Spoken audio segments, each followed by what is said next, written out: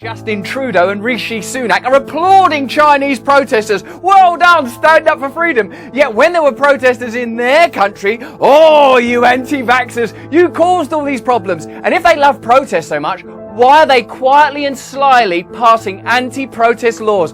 What have they got planned for your future? You've noticed, of course, that in China there are continual protests against the draconian lockdown measures. What you may be surprised by is that the Western media are now calling it a new Tiananmen Square. Look at them bravely standing up against authoritarianism. Hold on a minute. Don't you remember, like literally a couple of months ago, that when we protested in Canada or Britain or the United States, we were condemned as lunatics, as anti-vaxxers, as fools and maniacs? What exactly is going on here? Now, at best, I suppose they could advance the argument that the science has changed. Would they say that? Oh, we know more now about COVID. Then, protesting was very dangerous and very foolish, although some protests were okay.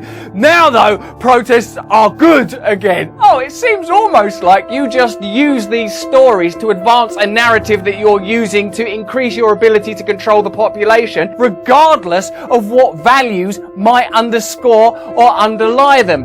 It seems we're living at a point where history is being immolated, ameliorated, entirely lost. Information is coming out so thick and fast, we've got a collective amnesia. Just a couple of years ago, we were all locked down. These figures, such as Trudeau and Rishi Sunak, if you ask me, are the new faces of totalitarianism, masquerading as advanced, socially diverse, open and inclusive figures, when in truth and in fact, the authoritarianism that they demonstrate in their policies is more advanced than anything we've seen for 50, 60 years. And you know what I'm referring to back there. Let's have a look at this story in more detail. Canadian Prime Minister Justin Trudeau said on Tuesday that everyone in China should be allowed to protest and express themselves. What about in Ottawa, though? No, not in Ottawa. Truck horns? That's noisy. No one needs to hear a truck horn near bedtime. That's when I'm applying my makeup for my latest parties. Canadians are watching very closely.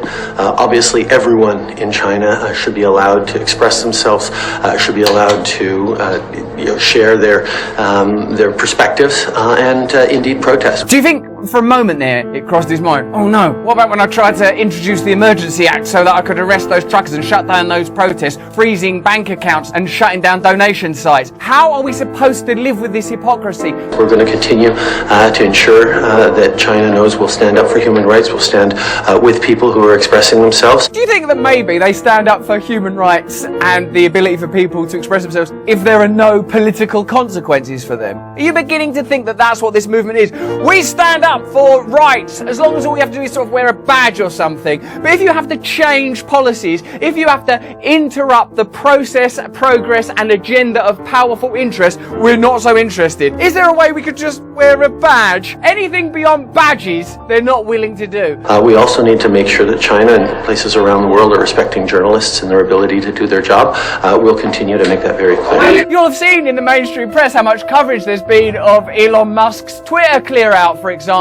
How plainly and explicitly they explain to you the Hunter Biden stuff. And of course the accountability of the media. We made so many mistakes during lockdown. We perhaps should have been a bit more circumspect. We were too willing to not hold Pfizer to account. It's weird, isn't it, in this cost of living crisis that energy companies are making billions. Weird that in a health crisis, pharmaceutical companies are making billions. Wow, it's almost like what's a crisis for ordinary people is an opportunity for the most powerful interests in the world. And like the government, instead of sticking up for ordinary people, actually support those interests. Where's those articles? Why are the mainstream media not writing them? Trudeau on Friday defended invoking emergency powers to end anti-government protests that paralysed the capital earlier this year, citing the threat of violence and lack of a credible plan by police. The threat of violence is another way of saying there could be violence, which is another way of saying there isn't any violence, which is another way of saying we're already in Minority Report. We're already in Orwellian territory.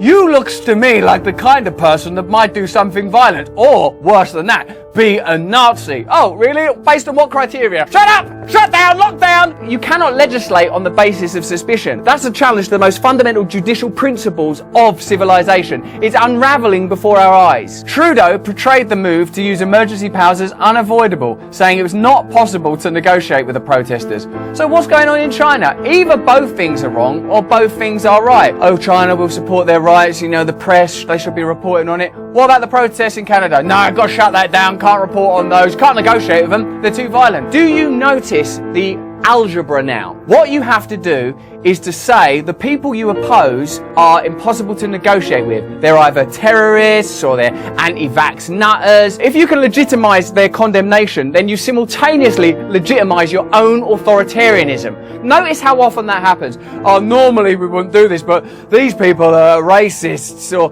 normally we wouldn't do this, but these people are terrorists. What would we need to do in order to justify emergency powers? I don't know, say they're Nazis. Oh, but they're not Nazis. Yeah, it doesn't matter though, does it? Because if we say they're Nazis, that's the same as them being Nazis. It wasn't that they just wanted to be heard, they wanted to be obeyed, Trudeau told the Independent Public Commission looking into the government's use of the powers. I'm absolutely serene and confident that I made the right choice in agreeing with the invocation. In attempting to sound like sort of a new age wise politician, he's actually sounding like a psychopath, because many people felt serene and confident while they committed some of the worst atrocities in living memory. A state of personal serenity doesn't mean you're doing the right thing. Sometimes it's uncomfortable to deal with people you disagree with, to get in a conversation and say, look, I don't actually agree with anything you're saying, but given that this is a democracy and that idea transcends any individual and our hunches and our serenity and feelings we might have in our bones and our waters, I'm going to have to deal with you. I'm going to have to listen to you.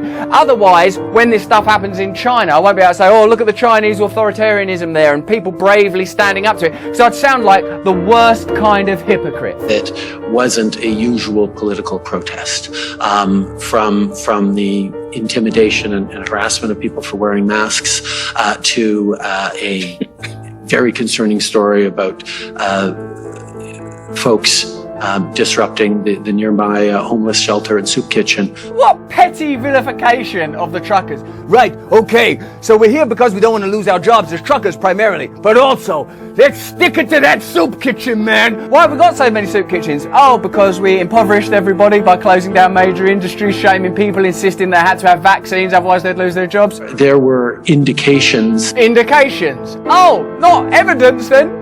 Just an indication, a suggestion, a whiff, an aroma, a scent. That there was a level of disregard for others. An indication of disregard for others is not sufficient to mobilise emergency laws. Wake up! Wake up! What is it? Is the house on fire? Is there a murder in here? No! There was an indication that some people might be showing a disregard for others. Ah! Unfortunately, we had seen examples of during the election campaign, and it emphasized for me that this was the same kind of thing. Same kind of, it's like a poem. It's not like proper legislation, law, order, all the institutions that have been established in Western civilization, which some people decry as patriarchy and some people celebrate as the proud foundations of a nation. But you can't just suddenly go, we've got indications and hunches and I felt not serene and that. These are not ways to run a country. Emergency! Emergency! Well, what is it? Oh, my knee's swelling up. It often does this when I need to evoke emergency powers. Trudeau cited the threat of serious violence and local police not having a credible plan to restore order as reasons that prompted him to invoke the Emergencies Act, which has not been used in its current form since it was created in the 1980s. Like his haircut. Civil liberties advocates argued police could have cleared the blockades using existing powers. Under Mr. Trudeau's decree, police had the authority to push back crowds on foot or with horses, use pepper spray, enter trucks and other vehicles by whatever means necessary and make arrests en masse. Thank God though, because there was an indication that there could or might be some hateful rhetoric. Also, a whole tin of soup was nearly spilled when a truck parked nearby. Of course, you'll be aware of the blossoming neoliberalist bromance between our leader in the UK, Rishi Sunak, and Trudeau over there. All of these Davos graduates come together to celebrate in how kind and sharing and inclusive they are, particularly when imposing authoritarianism and condemning the authoritarianism of other nations who they openly emulate. Prime Minister Rishi Sunak said the so-called golden era of relations with China was over, warning that Beijing's move toward even greater authoritarianism posed a systemic challenge to Britain's values and interests. The old values and interests. What are your values and interests? Don't know, it depends what's convenient that day. Let's be clear, the so-called golden era is over. That's literally the first time I've ever heard of that golden era, have you? I've always gone, I'm really enjoying this golden era with China, ain't you? When we can't pay for our fuel, when we can't afford food, I just bask in the golden light of the relationship with China. We recognise China poses a systemic challenge to our values and interests, a challenge that grows more acute as it moves towards even greater authoritarianism, Sunak said in his speech at the Lord Mayor's banquet in London. Is that a banquet? Here at the Lord Mayor's banquet, we absolutely deplore inequality and elites lording it over an oppressed class, the way we did a couple of years ago, plainly, openly, where everyone could see it. Here at this lovely banquet, we believe that everyone should have rights and access to food. Get the fuck out there. Warmth. That we shouldn't have energy companies earning billions at a time of crisis. Can you turn the temperature? It's a bit hot in here. I can't enjoy my next turkey leg.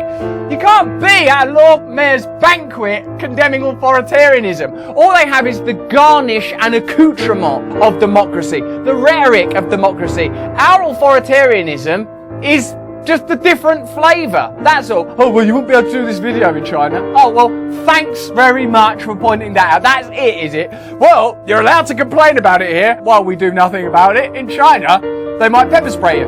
They also do that in Canada. Listen, it's complicated, isn't it, politics? Instead of listening to their people's protests, the Chinese government has chosen to crack down further. How many lockdowns did we endure? How much condemnation? Where was the real science? Where was the truth? Where was the restriction of the profiteering of pharmaceutical companies, big tech giants? Where's the responsibility and culpability of the media? You better forget about China. You've got work to do at home. A spokesperson for China's embassy in London said the UK was in no position to pass judgment on China's COVID policy or other internal affairs. Really efficiency of language from China. What have you got to say about our condemnation? Doesn't seem really that it's any of your business or that you're any better. Meanwhile, Rishi Sunak pledged that police will have whatever powers were required to crack down on disruptive protests. Well, that's amazing, isn't it? While condemning China, they are introducing new legislation to prevent protest here. Those people protesting in China, they're very, very brave and Chinese and irrelevant. These people protesting here, I don't think they're Chinese, but what they are is a pain in the arse. And that's why we're introducing new powers. Go on, China! Keep protesting! Oi! You're under arrest! This afternoon I sat down with all the police chiefs to make it clear that they have my full support in acting decisively to clamp down on illegal protests. Got to clamp down on the illegal ones. Legal protests, ones that don't do anything, that are irrelevant and are in China. Carry on with those, I support them. Illegal ones, ones that are here and are against my interests. Check my bank account, check my marriage, check what my father-in-law does for a living and the connections to the WF. We don't want any of those protests. It is completely unacceptable that ordinary members of the public are having their lives disrupted by a selfish minority. Yeah, it's the ordinary members of the public. Like when I was running a hedge fund, me and the old ordinary members of the public were saying like, right, this Moderna thing that we're starting is going to profit hugely over the next couple of years. How are we going to benefit most of all? Ordinary members of the public. Oh, and I got fined during lockdown for being part of those parties. Do you remember that all the way through lockdown when they were having parties while you were doing funerals on YouTube and stuff? It was me and the old ordinary members of the public, other members of the government. Come on, use ordinary members of the public. My view is that those who break the law should feel the full force of it, and that's what I'm determined to deliver. It gets to a point where people like Justin Trudeau and Rishi Sunak should simply put themselves in prison and shut up, and they would have made the world a better and more effective place in alignment with the principles that they're continually espousing. We are currently giving the police new powers so that they can clamp down on these illegal protests. Giving the police new powers. There it is. That's moving towards a police state. Advancing the powers of the police force. Do you remember voting? Do you remember being asked? No, me neither. They will have my full support in acting decisively and rapidly to end the misery and the disruption that's being caused to ordinary families up and down the country who are trying just to go about their day-to-day lives. The misery and disruption is not as a result of illegal protests. The misery and disruption is as a result of a lack of protests against the cost of living crisis, the corruption in government, the inability to clamp down and control the profiteering from globalist entities such as Big Pharma, Big Tech, protests against a media that will not report the truth to ordinary people. Can you not see that what we're witnessing now is a globalist agenda being asserted via national institutions such as the police force without democratic due process? And I've said to the police, but whatever they need from government, they will have in terms of new powers. We're already giving them some, and I want to back them to use them. Well, if you weren't terrified before, you should be terrified now. And allow that terror to spur you into action and activism. Allow it to push you beyond any sense of division between your fellow citizens. Recognise that they are your allies.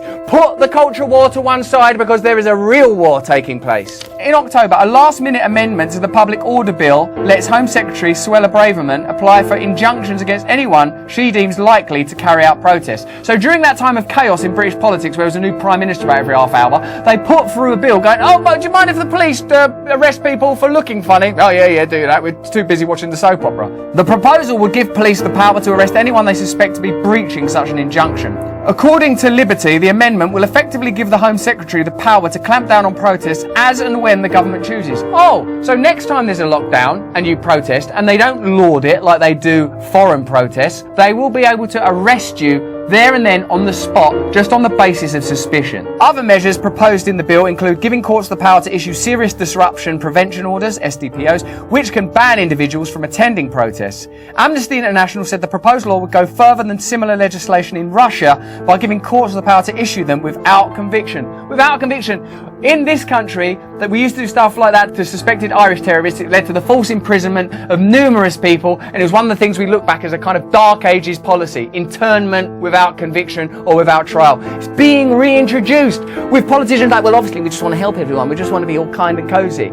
This is new authoritarianism. Worse than Russia, which we all know is the worst country that there's ever been. The range of conditions that can be imposed on individuals under the orders include 24/7 GPS monitoring and restricted internet usage. Already we're moving into the era of social credit scoring and totalitarian control. Police would be given powers to stop and search people or vehicles even if they have no reasonable grounds to do so, if a senior officer believes protest offences are likely to take place in an area. So there you have it. When there were protests in this country, they were condemned. Protests in China are applauded. Protest laws are being introduced in countries across the West in order to prevent us ever protesting again, even though they applaud it in China, yet we're supposed to forget we took on a Chinese model of authoritarianism to introduce and implement the lockdowns that we've only just gotten through. Do not succumb to this amnesia. Keep your memory alive. Remember what's going on. Stay awake, stay present, and more important than anything, stay free.